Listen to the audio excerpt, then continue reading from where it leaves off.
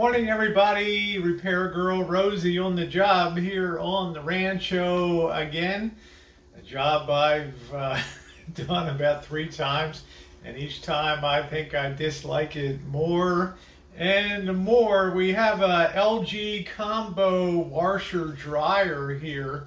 The problem is the replacement drain pump has failed. So I need to go in and replace that, and it's not the hardest project to do in the world, but it is a project that requires a little bit of organization, some safety, and the ability to follow along step by step.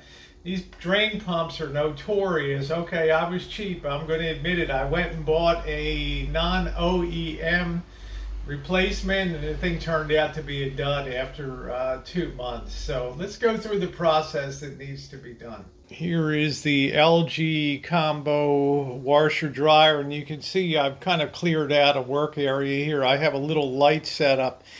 I was in the middle of doing a load of laundry, some towels here, so they'll be okay inside for the time being. But the basic process is going to be, first of all, removing the top of the unit, which will give access to, I've already got this loosened up, which will give access to these screws along here. And once that is done, this will be able to pull away this top section here.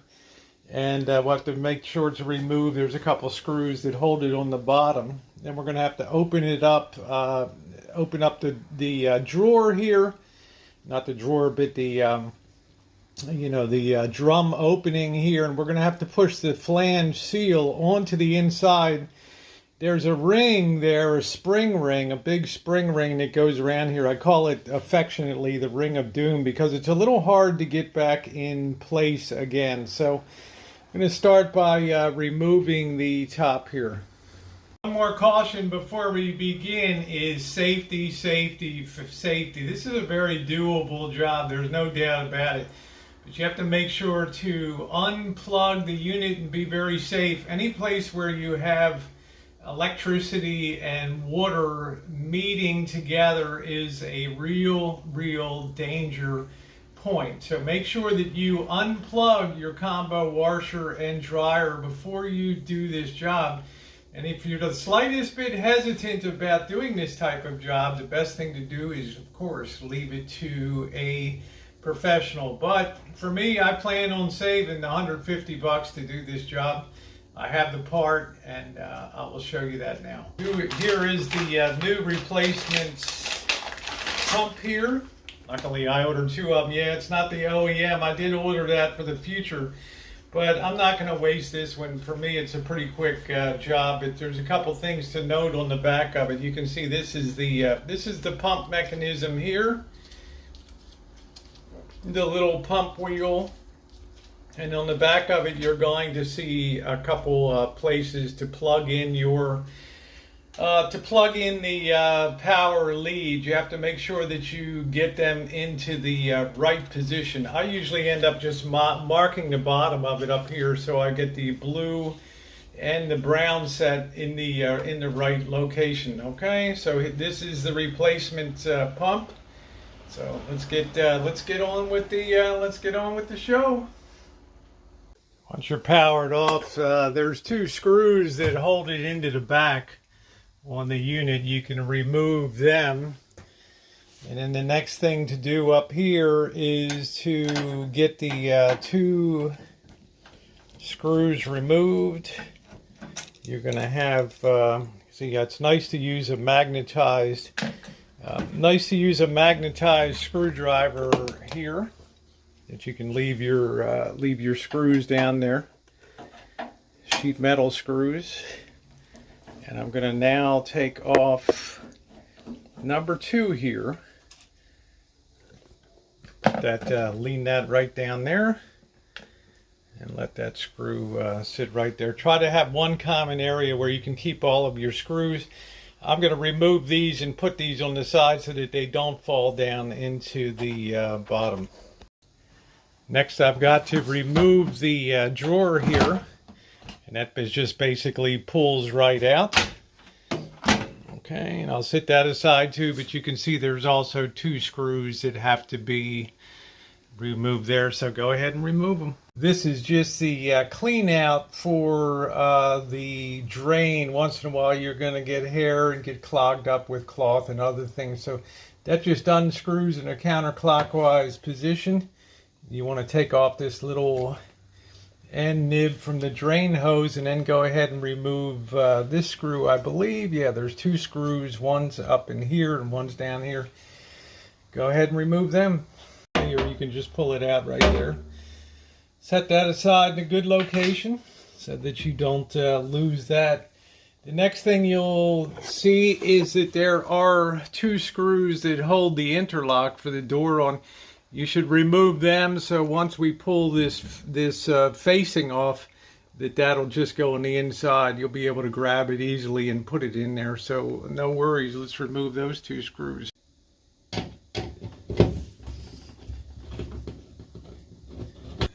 Let's just remove those 2 screws to a safe place. Okay, and that dropped inside, no big deal. You can put that on when you tilt it back up. You can reach down and put that part back in. Okay, now we can go ahead and remove the rest of the screws and get the front off of it here. This gets a little tricky here. You need to use 2 hands and just kind of pull that back, pull it off, and then just sit that right on top. Don't disconnect your cables there, okay? Now, to get this off, we're going to first remove. There is a wire spring that I told you about. You can see it resting right underneath there. We need to get some needle nose pliers and pull that away. It's going to go all the way around.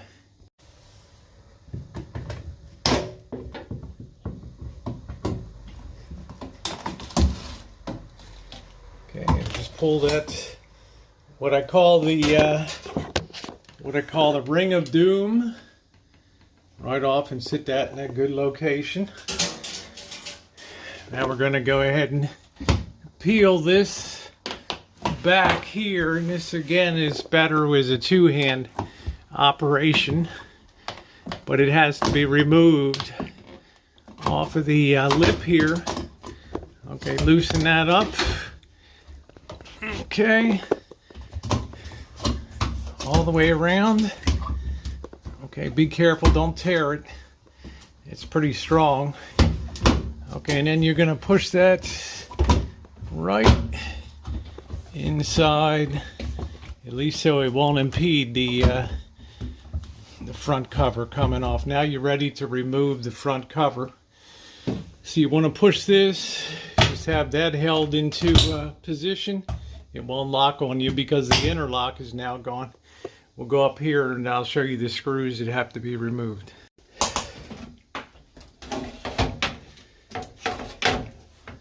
You can see you got the 1, 2, 3, 4, 5 screws right along here. So go ahead and remove that, and you should be able to lift the door right off and put that in a safe location.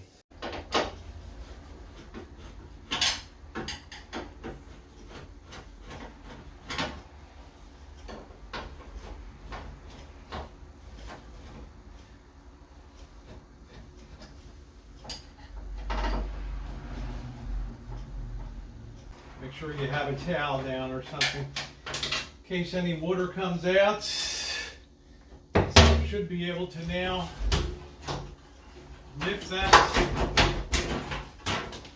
pull that away, and just lift that right from the bottom and put that in a safe location. Okay. Now if we come in close, we can see the drain pipe here. Okay, that's the pump out to the outside drain, and we have this this up here. You have 3 hoses, and then you have the main drain hose that comes down, and the water gets pumped away and it goes out here. So have to remove this Murray clamp here, squeeze this to remove this, And yeah, this is where the pliers come in good, because you can grab that and just take them just like so, and lift that up and out of the way. Don't forget, you're going to have to put these back in position again, so don't let them go too far. You don't want to put it together and then you didn't put a drain hose on, and the next thing you know, you got a bunch of flooding going on. Okay. So I'm going to go ahead and use 2 hands and then get the screwdriver, the regular flat blade screwdriver, and remove that. Notice back here that you have black and red, black and blue here, and over here you really can't see it, but it's a brown, and you can see that pretty good. There's a brown and black. So you want to note the location of where they go into so that you don't get then confused. And believe me, it's easy to get confused with the wiring, but if you get it backwards and you put the whole thing back together, you're going to kick yourself if you didn't do it right. Now it's time to remove these 2 screws that hold the whole drain pump assembly to the chassis of the washer. That pops out pretty easy, but note down below that there is that little part right there, okay? And this little foot here has to slide under that when it goes back as a bottom mounting point. But now you're free to disconnect your connections. Make sure you mark them and remove the pump. Okay, and we can go ahead and get this into a position where we can just change out the pump. And it's held down. I don't know where I guess that 3rd screw rattled out. I'm not sure, but I'm going to go ahead and break the pump away here and put the new one down.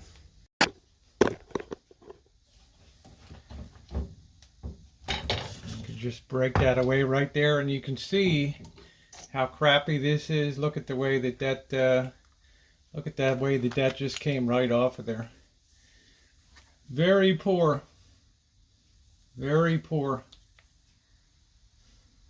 Now it's just a question of repositioning the new pump on there and screwing that into position. Make sure that it's got some O-rings here. Make sure that they are seated and in position. Okay, and we're just going to take those screws and add a 3rd one and screw that right back on. Very disappointing, the quality. Also, if you have your old shroud, make sure to put that on the new pump. Okay, before you go ahead to screw it down.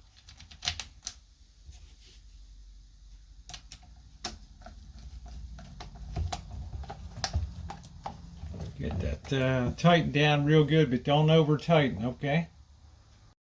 Just have to put one more screw up in the top there, and we're ready to reinstall, which is just reversing the process, making sure you get the hoses connected and the electrical connections in the right place. Luckily, I've marked the bottom of the shroud. Can't really see it on the bottom, but I've got marked as to the brown and then the black there. The pump is secured down very well, and make sure you get your connectors on properly. That's why I like to mark the back brown and black and make sure they're down real well.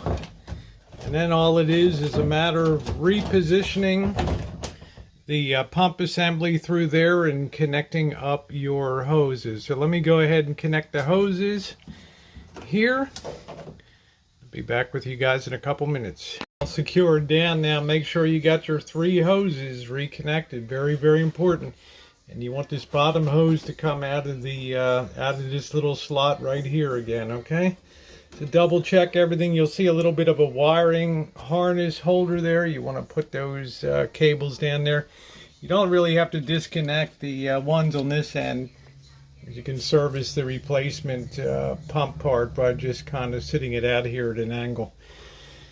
Okay, let's go on with the project. Next, we need to put the door assembly back on here, and it has to fit has to be held in these slots down here, okay? Those groove slots.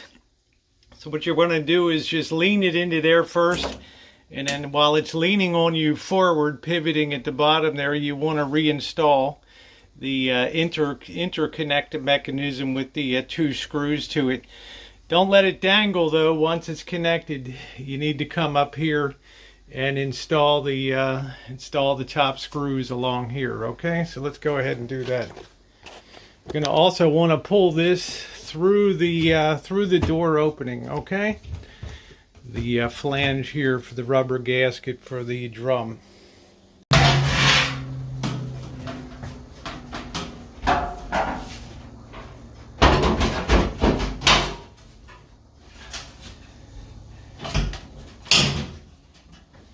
Just like so. And while supporting it here, I want to reach in the back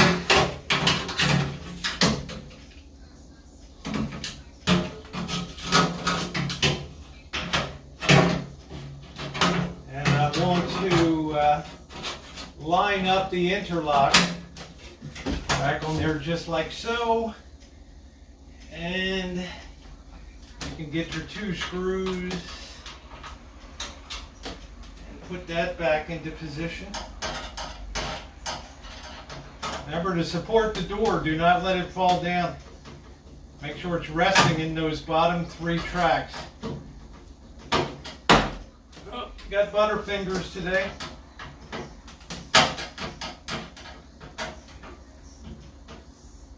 Here's 1.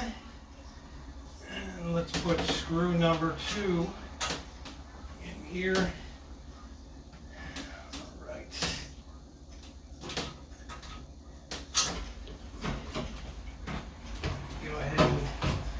Pull the flange to the outside of the door here. Okay. Very, very important.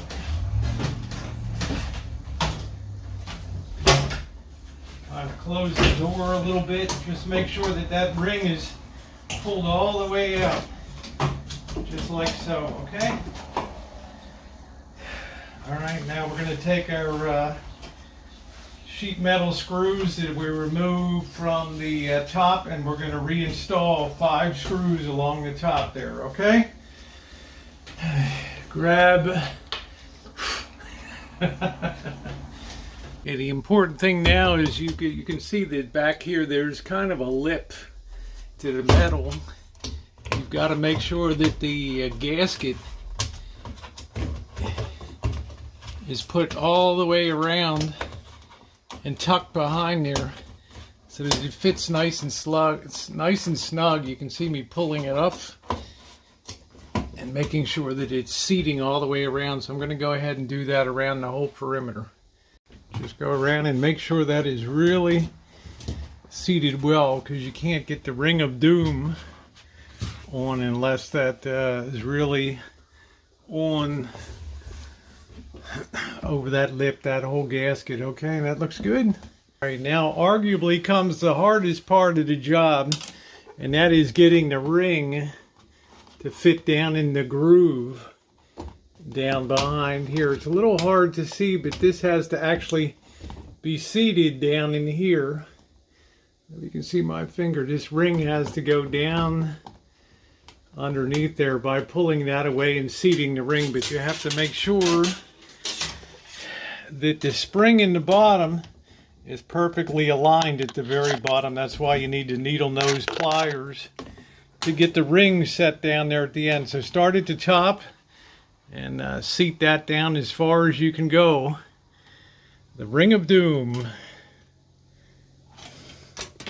And that's the way it looks before you grab the needle nose pliers in here. And while holding that back, you're trying to pull that back and get that seated down below there. It's difficult to show on camera. It takes a while. Like I said, it's the most difficult part of the entire process, but it's something that has to be done. It's a very important retaining ring for that. It's going to take a little bit of English to get it in there.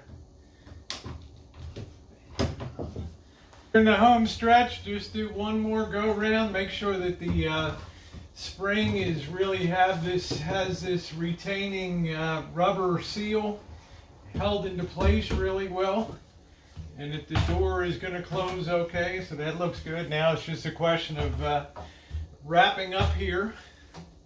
We're going to go ahead and reinstall the bottom piece over here, and make sure when you pull the rubber hose through, well, I'll show you here. It's time to reinstall this. Make sure you put the hose through the little hole there, and slide that into position. And make also very sure that you put the little plug back on it. Okay, very important. That's now, and you can push that inside, and then that sits nested right in there. Let's go get the 2 screws and put that in right here. Grab my screwdriver here. Got one in the bottom, and I think we've got one right up. And here it's a little hard to see down here, but I'm going to get the other one in. Okay, that's screwed down. Next thing, make sure you put your little door piece back, and you're going to slide that in and tighten that in a clockwise direction. I'm just making sure that my little O-ring here is going to fit on there. So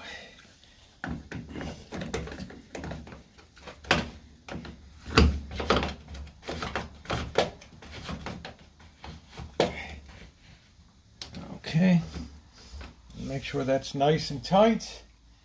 And then we can put the little door back on.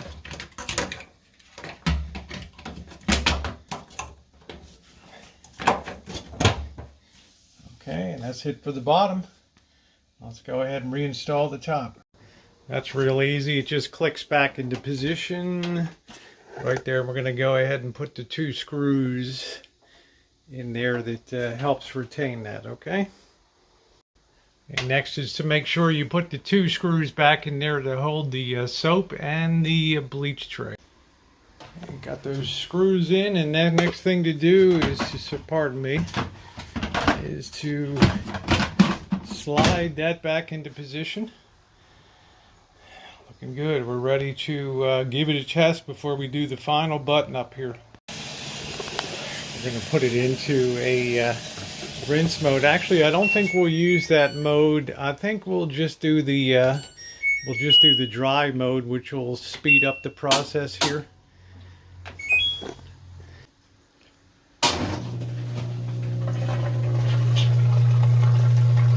Alright, I think we got success. Let's go ahead and pop the lid back on.